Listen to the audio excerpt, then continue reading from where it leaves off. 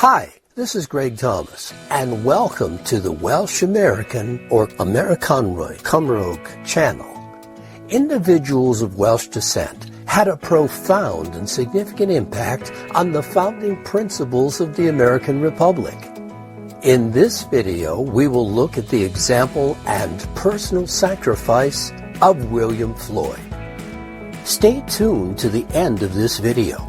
I'm going to share with you some real Welsh American history about three of the New York Colonies signers of the Declaration of Independence. You won't find this history in any video or virtually any history book, so stay tuned to the end of the video. William Floyd was a successful farmer and a founder of the United States. He was a signatory to the United States Declaration of Independence, among other noteworthy accomplishments. Floyd was born on December 17, 1734, in Brookhaven, province of New York on Long Island, into a family of Welsh and English origins. He was the son of Tabitha Smith Floyd and Nicole Floyd. William's great-grandfather was Richard Floyd, who was born in Brecknockshire, Wales in about 1620. This region is named after its county town of Brecon, and the county is primarily mountainous and rural. Richard was the last of his brothers to leave Britain, first visiting Jamestown, Virginia, before settling in the province of New York around 1640, where he practiced law. Around 1688, William's grandfather, Richard Floyd II, purchased 4,400 acres from Tangier Smith's family in the Mastic Neck of the town of Brookhaven.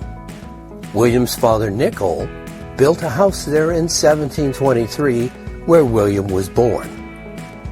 William's father, Nicole, died in 1755 when William Floyd was still a young man, leaving him a very large estate. He managed it well, learning how to make profits from both the tenants on the property, from its produce, and the animals grown on it. He was an excellent farmer and manager. His early education was a practical one, not a scholarly one.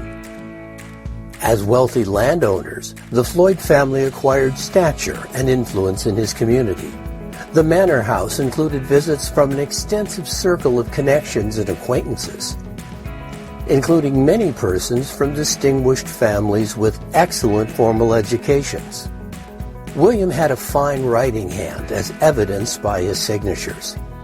His understanding of land measurements and account books had to be excellent to manage the estate.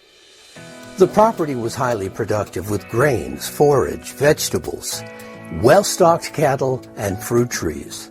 With land on the Atlantic Ocean, Floyd also had a shipping dock used for trade and access to fishing, oysters, and a variety of seafood.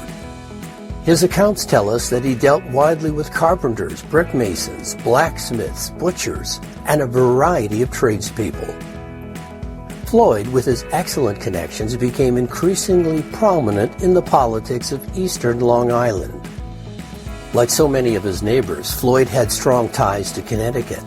It was easier to reach that neighboring colony along Long Island Sound than it was to travel overland into New York City.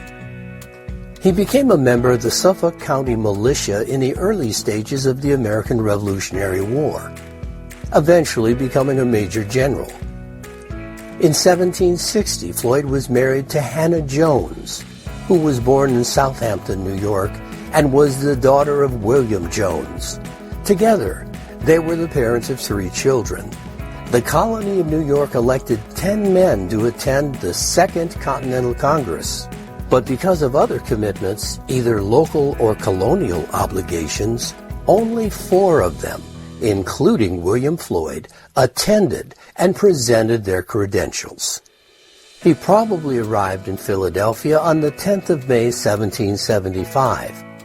He soon found himself on several committees and spent part of his time on inspection tours, visits, and meeting with other delegations. As a delegate to the Continental Congress, he kept the New York Provincial Congress informed about actions such as efforts of reconciliation with Great Britain, the treatment of loyalists, Indian affairs, establishment of local military defense, aid to the Continental Army, the issuance of paper money, and other matters that the local colonial assembly needed to know about or act upon. Floyd's time in the Continental Congress was steadfast and supportive, although he seldom spoke publicly. Edward Rutledge, a delegate from South Carolina, said of Floyd that he was among the, quote, good men who never quit their chairs, end of quote, implying that Floyd seldom spoke on the floor, but was frequently present, privately engaged, and voting for issues. As a delegate to the Continental Congress and a signer of the Declaration of Independence, William Floyd experienced personal sacrifice and loss. In August of 1776, a few weeks after the Declaration was signed, the British Army overran Long Island, confiscated Floyd's house and estate, and used the property as a base for its cavalry over the next 7 years. Mrs. Hannah Floyd had time to bury the family silver before she and her 3 children, with a few friends and neighbors, fled across the island to its north shore and sailed across Long Island Sound to shelter with friends in Middletown. On the 17th of October, 1776, William Floyd reported, quote, I am now going to try to get some of my effects from the island if it is possible, and shall be absent from Congress a few days. I beg that you would excuse me, as it is the first time I have absented myself. End of quote. On the 28th of October, 1776, Connecticut Governor Jonathan Trumbull ordered an armed party to cross the Sound and bring back Floyd's possessions. Floyd remained active in politics throughout the Revolutionary era. He served as a major general in the New York State Militia. He served as a member of the New York State Senate, the Southern District, from 1777 to 1788. He was a member of the U.S. House of Representatives from New York's 1st District from 1789 to 1791. Sadly, his wife Hannah Jones Floyd died on the 16th of May, 1781, as a result of exposure, fatigue, stress, and illness caused by the Revolution. Floyd returned to his Long Island estate at the end of the war in 1783 to find ransacked buildings, desolate fields, uprooted trees, burned fences, lost stock, and his house unlivable. On the 16th of May, 1784, he married his second wife, Joanna Strong, and with her they had 2 additional children.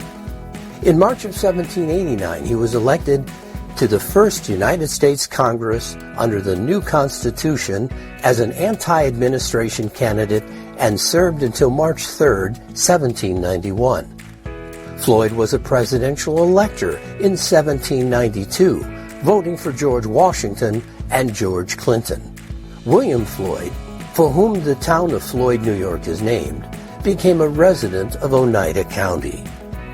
By 1794, Floyd had conveyed his Long Island estate to his son Nicole and moved to a large tract of land in Oneida County, then in the frontier area of New York State, at what is now Westernville.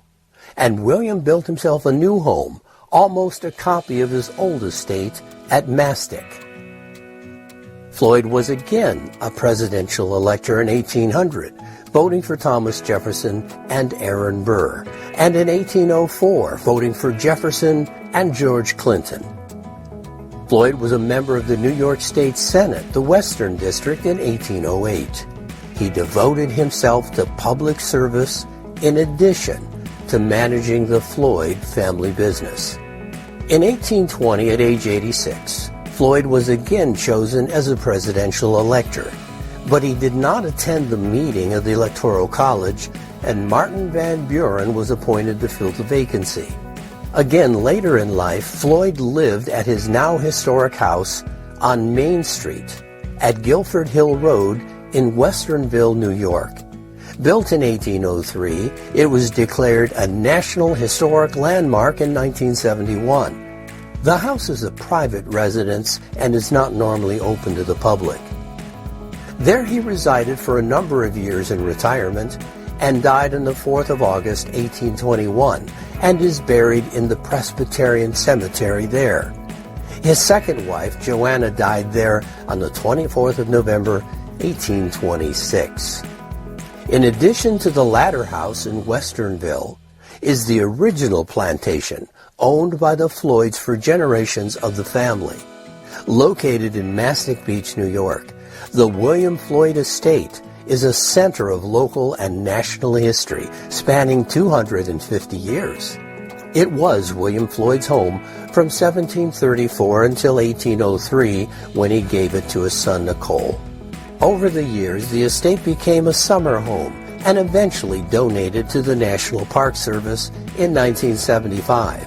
It is part of Fire Island National Seashore, and it's now comprised of 613 acres on the shore of the Great South Bay.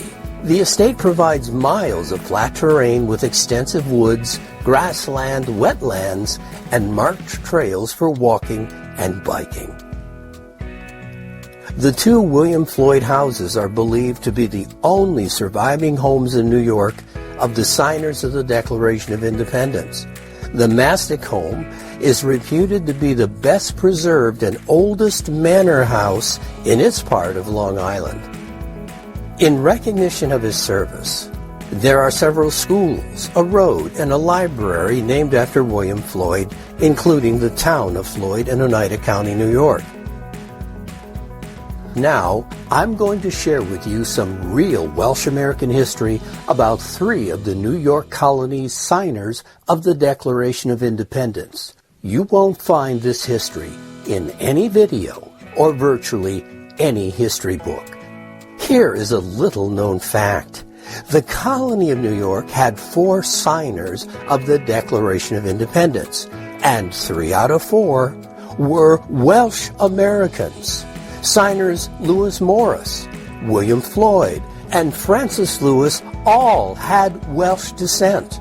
Isn't it absolutely amazing how a very small country with few people and located 3,000 miles away could have spawned these 3 founding fathers who were at the right place at the right time to help establish the Republic of the United States of America? Don't forget to subscribe to our channel or give us a like, and feel free to make any comments below. If you would like to see more biographies of leading Welsh Americans, give us a like. And if you have an individual you would like us to showcase, let me know in the comments below. This is Greg Thomas saying Hoylem Nower, bye for now.